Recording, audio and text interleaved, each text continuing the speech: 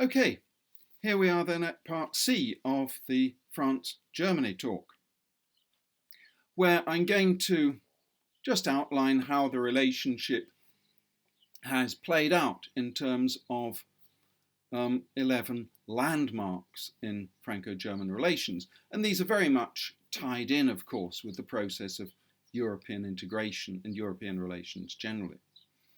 We start off in 1950 with the launch of the European Coal and Steel Community. It's the brainchild of Jean Monnet, the founding father of Europe, certainly from the intellectual point of view. He's been a key figure in on the Allied cause in both World War I and World War II.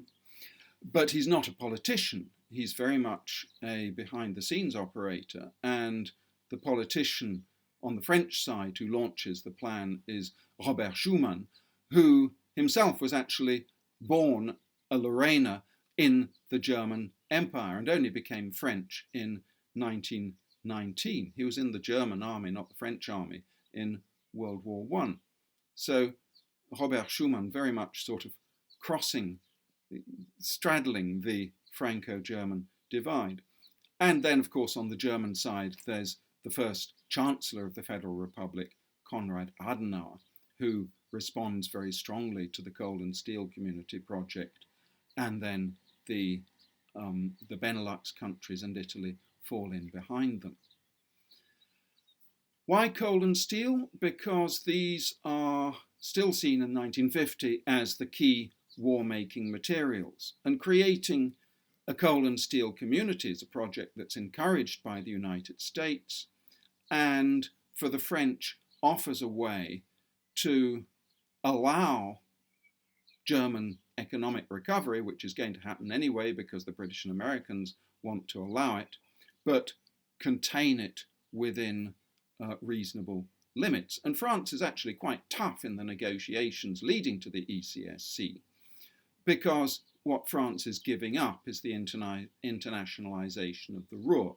The Ruhr is going to become part of West German territory. But there will be, and this is the major compensation for France, a supranational high authority for coal and steel, initially chaired by Jean Monnet himself. West Germany, under Adenauer, secures in this deal international recognition, that is, as a partner, not as a defeated enemy. West Germany returns in a modest way to the European stage. That's the coal and steel community. A modest, practical step, but of great symbolic and institutional importance. The next landmark is one of those turning points of history at which nothing turned. The Americans in particular were very anxious to see Germany recover not only economically but also militarily, because they see West Germany as a frontline state in the Cold War, at a time when the United States doesn't feel that it can afford to station all that many troops in Europe. And the idea of the coal and steel community is the idea of the defense community is put initially by the French Prime Minister René Pleven at American prompting in 1951, but it's also the French who in the end destroy the project in 1954 by refusing to ratify it. Why do the French destroy the project? Partly because a lot of French parliamentarians don't like the idea of Germans under arms. This is, after all, less than 10 years after the end of World War II. But also because the defence community seems to strike at the heart of French sovereignty by putting France's armies in Europe under international command. And that is intolerable both to nationalists in the French Parliament, especially the Gaullists, and also, of course, for rather different reasons, to France's communists. So France's Parliament refuses to ratify the European Defence Community, and there is effectively an end of the matter in 1954. C3 is a much more optimistic initiative. The Treaties of Rome in 1957, you can see there a picture of their signature in May 57, and the treaties create two bodies, the largely forgotten Euratom, Atomic Energy Authority for Europe, and the much more important European Economic Community. The economic community, of course, is very attractive to the Federal Republic of Germany because it offers big export markets for German industrial goods. The French were initially rather reluctant partners in this project, and there was even a question mark about whether the economic community wouldn't suffer the same fate as the coal and steel community and fall at the ratification debate in the French Parliament.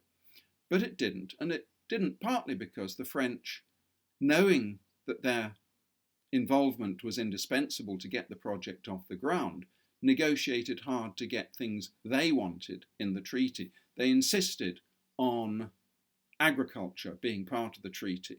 If West Germany was going to have big markets for industrial goods, France would have big markets for its agricultural goods. They insisted on France's colonies, because France was still an imperial power, being able to export to Europe. They insisted on the common external tariff. So it's not a simple free trade area. There's a common external tariff for the economic community. And they insisted on safety clauses to allow a country whose trade balance was too adversely affected by the economic community to suspend its operation for a while, although those never actually came into operation. Agriculture was included in the Treaty of Rome, but to get it actually implemented, to get a complex and expensive agricultural policy in place, de Gaulle had to fight very, very hard right through the 1960s to secure implementation. He had to threaten the empty chair crisis 1965. He had to threaten to block European negotiations in the framework of the General Agreement on Tariffs and Trade.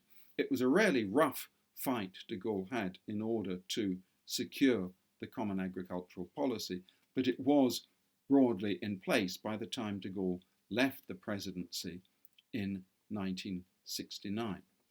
I've taken you as far as the end of C3. I'm now going to pause and go on in a minute.